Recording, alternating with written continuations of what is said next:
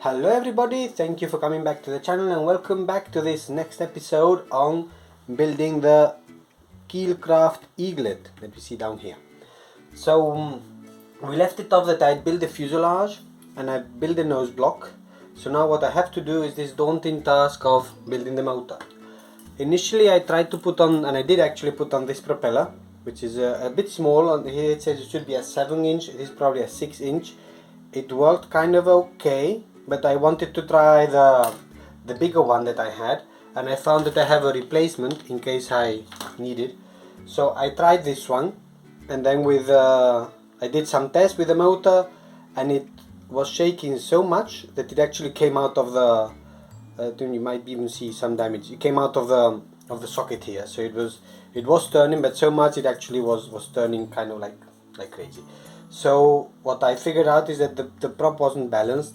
So I spent now, I don't know how much, quite a while trying to balance it. It's still a little bit heavy on one side, but it's significantly better, I'm going to say. This is the heavy side. I've been sanding it, and now it's still staying at the top sometimes. You see, sometimes, yeah, this is not the heavy part, but sometimes it basically stays in position and doesn't go back to the bottom. So I think it's going to be better now. Basically what I did, I scuffed it down on the heavy side quite a lot. I actually cut myself, I think, on one of those tests, because I have like 3 strange cuts on my finger, and I think it's from the propeller. So I'm hoping now that if I do another test, that it won't shake itself apart, basically. And now, where's the motor? The rubber, right? So the plan calls for 8 strands of 3/16. I do not have 3/16. I have this, which is a little bit narrower, and I never understand what this is with the strands and all these things. And I've tried to build the motor, I think twice, maybe 3 times already. I take the rubber, I have a big loop now on it. It's maybe a little bit big, and I've managed to what did I did? I twisted it clockwise, like in the sense of the rotation of the propeller, I think. I'm actually thinking this one might actually go backwards. No, I kind of forward twisted it. I forward wound it. That's somehow what I learned I have to do. I've done it 2 or 3 times, and it doesn't really end up very well. It's either too big or it clumps up. On the last one, it has a lot of power on it, so it has a lot of thrust, let's say, at the beginning, but then it doesn't last very long. So I'm sure there's some kind of approach to this. So I think if it's too many strands, it probably has too much power or too much torque, let's say, but not enough endurance. So now I'm going to try to do it with I think fewer, not turns, but fewer folds, and let's see if I can get it to somehow spin for longer, even if not so strongly. Let's say like that. If it's too strong, it's going to count with this P factor. It's not going to be stable, so I need it to turn relatively fast, but not too fast, and for a longer period of time. That would be ideal, right? So all very easy to see on the videos that Cliff and these people have, but to actually do it is not so easy. So just I'll show you also what is my winder. No, I don't have my winder here. I'll show you later, because I don't have a winder, so I have a makeshift winder. I can also show it later. So I'm going to try to wind up the motor again, give it another try. Let's see if it's better now with a balanced propeller and different motor setting. And after that, hopefully in the rest of the video, I'll try to do the undercarriage, the wheels. That I think I have found some plastic wheels, but I'm kind of keen on doing the wooden ones. I don't know, I kind of enjoy it, so I don't want to take the shortcut there. And then hopefully we have something that works. And once that is done, then is the tissue covering and all these things. So let's see how far I get to on this one. Here's my winding device. It's actually like a hand crank for the kitchen to whip eggs and all these things and cream. I have somehow I calculated once, like each turn of this handle is like 5.5 turns there. So if I do like 20 turns, it's something like 100 turns or something like that there. So basically I use this. I put a paper clip here at the end to hook on whatever I have to hook on, the rubber, and I did the pre-winding. This time I just did it. I folded it once, so the loop must be, let's say, 3 meters maybe long, the loop. So then I fold it in half, so I wind it, I fold it in half, and then it's still like 1.5 meters or something, so it's still quite long. But I have seen in the video from Max Fly Art and these people that the motor is actually very long. I've then wound it up by hand, which is time consuming, and I think, of course I lost count, I think I've got close to 400 turns on it. So now I wanted to, because I don't want to wind it up too often, it's tiring. I want to see what it does. You see there, like it has all knotted up on itself, but it doesn't seem to have too much force, which is kind of what I want. So I'm going to try it, and maybe I can time it also with a video, and let's see how long, around 400 turns, how long it turns the propeller for.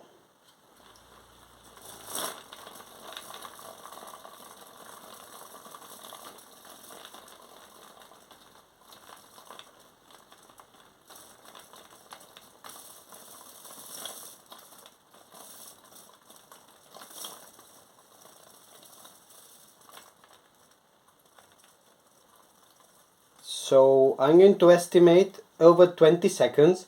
Unfortunately, it has knotted up here in the back, which is bad because that would mean that the center of gravity would actually shift back, right? That's a big problem with rubber motors. But still, like 20 seconds is a lot. I don't think I've ever had anything turning for so long, and it did have some thrust, but not too much. So I think it's kind of good if I manage to unknot this thing up. And 400 turns seems to be quite good, like 20 seconds of turn, it would be 20 seconds climbing, it might fly away. I don't know if you noticed also that the nose was kind of jumping out of place. I think it may be because the propeller is still not fully balanced, and I think now with other experiments I think it's wearing down here, the socket, the plug, so I might need to pack it in a little bit, maybe just some masking tape or something, pack it so that it doesn't bounce about so much. But so far I'm kind of satisfied with the motor. I might need to build a stooge. I know that I've tried in the past to make some stooge and it wasn't really successful, so I might try it again, because the stooge would of course help to do the winding and hold it, because I was just holding it with a chair and there was always the risk of it slipping out and things like that. So far I think with the motor I'm going to call it a day. I might still sand a little bit the prop, and I start with the wheels I think. And as always, I'm happy to be distracted with side projects, so I've put the airplane a little bit to a side and I've decided to build that jig, the stooge, so that I can wind up the rubber motor. So I found this scrap wood that I had lying around, and I'm going to basically put a couple of screws in here, a couple of screws in here, and then the airplane should actually be, let's see if you can see it, sitting like this. I'm going to need to change the post at the end, the dowel. It will probably become a tube, and then I need to find a wire that will hold it then. Then another point that I want to do, I want to maybe put in some hooks, some screw hooks that I'll show you what kind of hooks I mean if I don't knock you over. These kind of hooks, the small ones, so that I can eventually, if I ever go out into the field, I can use them to jamming maybe a rod or something, or a camping hook, to stick it to the ground and be able then to wind up the motor in a little bit more of a safer way.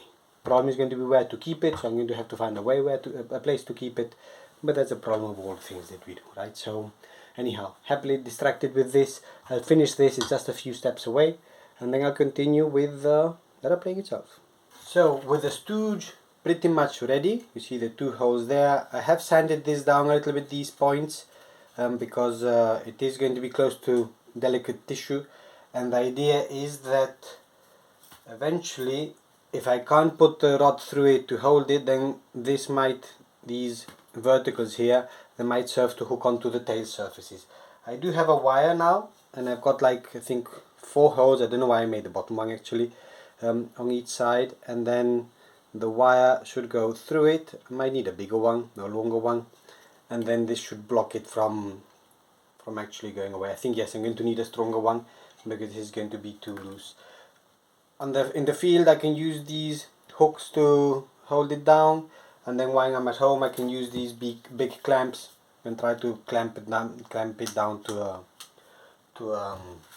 a table of sorts. Now the next step that I've already started that I have to do is I'm going to change the dowel that I have here, which is a skewer, and I've got this little tubing. It's brass color. I don't think it's brass, but it's brass color.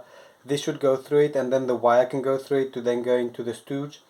And so that's cut out. The only challenge here is that this is actually the diameter is much smaller than this, so it might actually come out, so I've got to be careful. I should have made it maybe a little bit longer. And what I've also done, I've done this other contraption, which is bigger tube. This is aluminium, so actually very soft.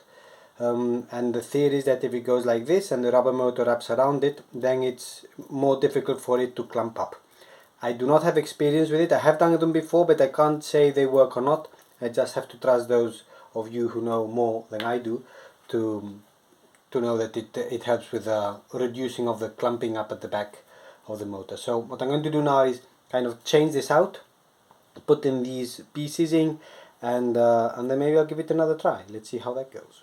So I've used the stooge and my specific winder, and of course I lost count, but I estimate around 450-ish turns on the propeller. Again, it does have some thrust, but it's not too strong, which I'm kind of liking that. Let's see how long this goes on for.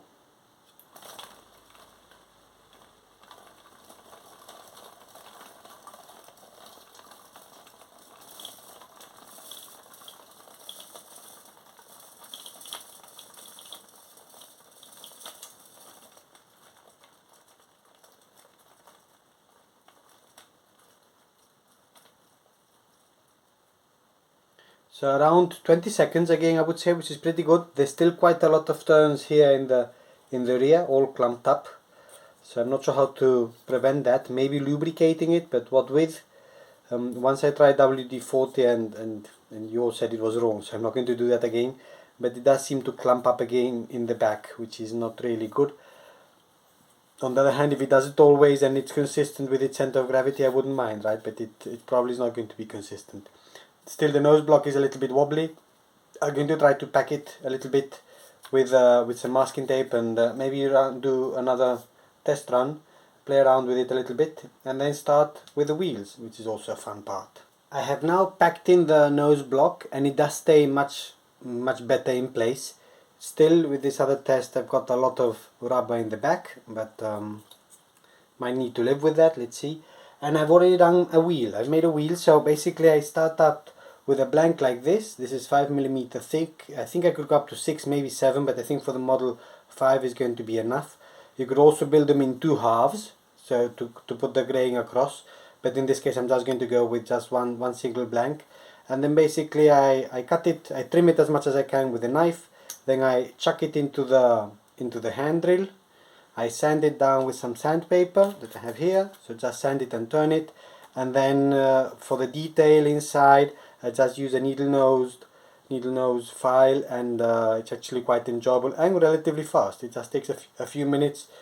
Maybe takes longer to drill the hole and to chuck it in than actually to do the shaping. So it's of course not completely symmetrical, it's not perfect, and this one I'll aim to have it as similar as I can to this one, but it never is the same as it is handwork, but actually quite enjoyable. And then you have a nice relatively round wheel that will go on the model. So I'll make the other wheel, I'll put them on the model, and then maybe I'll call it a day already. And time to wrap up this chapter. So I've been still battling with the rubber motor. I watched Cliff's video about braiding the motors, and I think that helped. That was nice. I shortened the rubber and I made it a little bit different. So, but I think the shortening of the rubber has actually shortened also the duration. I've tested this rubber. The good thing, or this setup, this motor, the rubber is the same. The good thing is that it doesn't clump up so much, and it doesn't clump up at the back so much. So I think that's good because it is shorter. On the other hand, I've lost quite a lot of turns. Before I was putting in like 400 turns kind of easily. I've done up to 200 turns, and these 200 turns are giving me an estimated 6 seconds of thrust, and I feel it as it's a bit rather torquier. So it's torquier than it was, and I'm not sure why it is. Maybe I have not twisted it enough or braided it enough or too much. I really don't know. So that's a bit of the challenge there. I think I could still go with this one. Maybe just if it's 6 seconds of power might bring it high enough for it to maybe glide down for another 10 seconds or something like that. So that's, I think I'm going to go with this one, at least for the moment. The other problem I have is that even using the stooge, the peg at the back, because it's much narrower than the dowel, is coming out. So I'm not sure how to fix that. Maybe use a longer tube, maybe cutting a longer piece of tube, maybe putting a spot of glue maybe on each side. That just makes it difficult then to change once it's tissued, but I'll see. I have to think about how to do that. But anyhow, that's then the rubber motor is kind of done. And then what I've also done is then I've put on the wheels. I think I already showed you how I made the wheels, and now to put them on, what I do, I just tie a little bit. Let's see if you can see it. No, you can't. Anyhow, the inside and the outside is the same. So there's a bit of thread. I drop a spot of super glue there, CA. Then there's a sequin. I have to make the hole a little bit bigger so that it fits through the wire. Then the wheel comes on, and then the same. So actually I start from the inside. So thread, sequin, wheel, sequin, thread, and a spot of glue on the thread. That prevents the thread from falling off, and also from the glue from seeping in and gluing the wheel to the wire itself. So I think that's going to be okay. It doesn't really, it's more decoration than anything else. It does roll.